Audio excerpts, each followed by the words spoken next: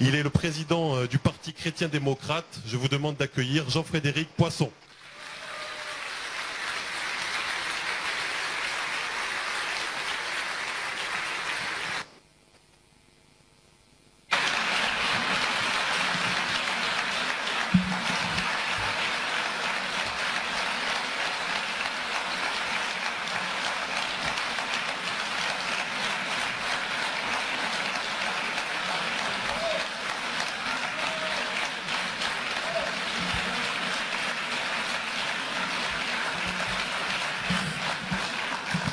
Merci beaucoup pour cet accueil. Vous venez de me prendre 2 minutes et demie des 15 minutes que Nicolas m'a accordées. Donc je serai obligé d'être encore plus rapide que prévu. Mon cher Nicolas, cher président, mesdames et messieurs, et si je peux dire chers amis, lorsque nous nous sommes vus il y a une quinzaine de jours maintenant avec votre président, dans un lieu très célèbre de la République, situé dans le 7e arrondissement de Paris, je ne parle pas de l'Assemblée nationale, je parle du Bourbon, qui est le café qui est juste en face. Beaucoup de décisions politiques importantes se prennent. Nous avons évoqué beaucoup des choses qui viennent d'être dites dans cette table ronde, dont je remercie les participants. Et de manière assez rapide au fond. Nous sommes convenus de 2 choses. La première, c'est que nous nous verrions plus souvent et que nous travaillerions plus souvent. Et la deuxième, c'est que je viendrai vous dire ça ce matin. Et me voilà.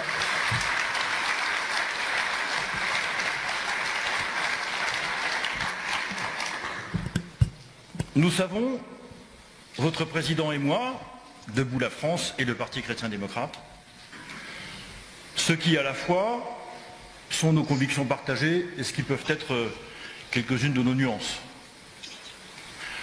Le sens de ma présence ce matin ici, accompagné de quelques-uns des membres de notre bureau politique, c'est ce premier constat. Moi, je suis très heureux de passer cette matinée, une partie de cette matinée avec ceux qui restent en France, de cyniques, de feignants et d'extrémistes. Ça fait très plaisir.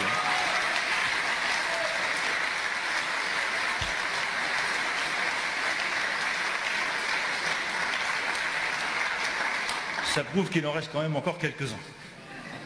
Et c'est un bon signe. Et ces quelques-uns qui êtes là, qui sont là, disent au fond à M. Macron, ce n'est pas parce que vous avez décidé d'essayer d'être Bonaparte, d'essayer d'enrégimenter le Parlement, d'essayer de fragiliser toutes les institutions qui ne sont pas la vôtre, d'affaiblir la place même de la France dans le concert des nations, et de faire taire ceux qui ne sont pas d'accord avec tout cela, que pour autant vous y parviendrez.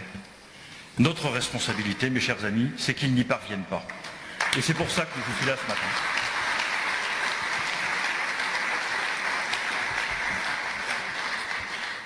C'est difficile d'intervenir après la table ronde de tout à l'heure, tout a été dit. Et en particulier cette évidence, que ça nous plaise ou pas, qu'on le veuille ou pas, le paysage politique français est en train de se restructurer à une très grande vitesse. D'une manière parfaitement inattendue, extrêmement violente, extrêmement rapide. Et effectivement, je partage tout à fait ce qui a été dit ce matin. La lecture à laquelle nous sommes habitués de la vie politique française, la droite d'un côté, la gauche de l'autre, elle existe encore de manière artificielle. Elle existera pour encore certainement un temps. Mais il me semble que de la même façon que M. Macron a fait exploser ces catégories avec une attitude personnelle qui consiste à dire ni de droite ni de gauche, bien au contraire, eh bien d'une certaine façon, nous devons probablement adopter une attitude comparable. Ça a été très bien dit tout à l'heure. Il y a des sujets sur lesquels les Français sont très majoritairement en attente de choses que nous portons. Il y a des choses que nous portons seuls. Parce que c'est notre culture. Il y a un certain nombre de monstres sociologiques dans cette salle, j'en suis un, je vous rassure tout de suite. Il y a des conservateurs. C'est terrible les conservateurs. En France, on ne les accepte que sur les paquets de l'industrie agroalimentaire. Il n'y a que là que c'est bien. Dès qu'on les sort des frigos, ça ne va plus du tout. Moi, je suis un conservateur. Et je l'assume. Je pense qu'il y a dans l'histoire de France des enseignements dont personne ne peut se départir. Je pense qu'il y a des traditions et une culture française qui sont nécessaires à la prospérité de notre pays. Je pense qu'il y a un génie français, des armes, de la diplomatie, de la culture, des institutions. Je pense qu'il y a une manière française d'aborder la question de l'économie de marché et de la place qu'il y a entre la liberté d'entreprendre et la protection des personnes. Je pense tout ça, et nous le pensons. Et il y a à gauche des gens qui le pensent aussi. S'agit-il d'essayer de faire la fusion entre la France insoumise, Debout la France et le Parti chrétien-démocrate? Poser la question de cette manière, évidemment, c'est apporter la réponse. Ça ne peut pas être une union de partis politiques. Si nous devons envisager la bonne manière de résister à la France d'Emmanuel Macron, c'est-à-dire au fond, celle de la souveraineté européenne, c'est son discours d'Athènes. C'est tout ce que nous ne voulons pas. C'est-à-dire la disparition de la France dans le taffetas, si je dis les choses à la serpe et en résumant d'une phrase, mais tout y est.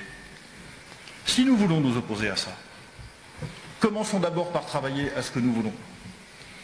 Commençons à élaborer précisément, avec la sémantique requise, dans l'ordre qui convient, à la fois une doctrine politique et un projet. Pourquoi le Parti socialiste et les Républicains sont-ils en train de disparaître? Parce qu'ils n'ont plus des ambitions qu'électorales. Ils n'ont plus de doctrine partagée de référence et ils n'ont pas de vrai projet politique. Nous avons la possibilité d'engager ce travail et nous avons suffisamment de choses partagées avec votre président pour pouvoir le faire et dans nos équipes de militants, même si, encore dans des occasions récentes, elles ont pu s'affronter sur le terrain. Au moins que dans cette perspective, de faire échec aux ambitions politiques de M. Macron, c'est-à-dire faire disparaître la France dans un ensemble européen qui sera en fait les États-Unis d'Europe, et donc faire de la France un pays anglo-saxon supplémentaire. Moi, je ne veux pas ça. Vous ne voulez pas ça. Alors, disons-le en commun, travaillons-y et faisons en sorte que cette organisation qu'il va falloir mettre en place, faisons-la souple. Évitons les guerres de chefs.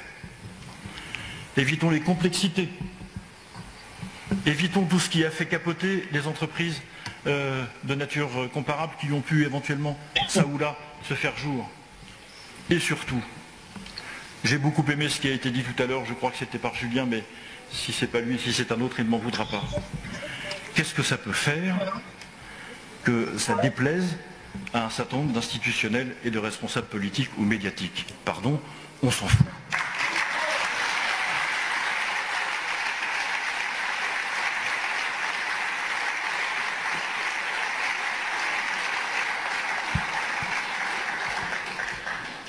Il y a quelques milliers de journalistes, il y a quelques centaines de milliers de militants dans les partis politiques, il y a 48 millions d'électeurs et 70 millions d'habitants en France. La première question que nous devons nous poser, c'est de savoir à qui on parle. Le moment est sans doute venu de reparler directement aux Français. On apprendra à le faire avec d'autres outils, mais c'est aux Français qu'il faut parler. Voilà mes amis, je viens vous dire que je suis heureux de ce matin participer, alors je ne sais pas si c'est un acte historique, un acte fondateur, quelque chose de symbolique, non, c'est un signal politique au moins, et même si ça n'était que ça, il y a des tas de gens qui étudient dans le monde d'aujourd'hui les signaux faibles, vous savez, absolument sous tout rapport, il faut y faire très attention aux signaux faibles, je ne sais pas si celui-là est faible, de mon point de vue il est assez fort, et il doit être pris comme tel. Je suis là parce que je connais aussi, et j'ai confiance, dans la capacité personnelle de votre président à porter ses convictions, à le faire sans hésiter, quoi que ça lui coûte. Et je le sais assez, et je ne rétablirai pas, et je ne publierai pas les termes de notre échange, je le sais assez pour le savoir également animé d'un désintéressement qui me donne confiance.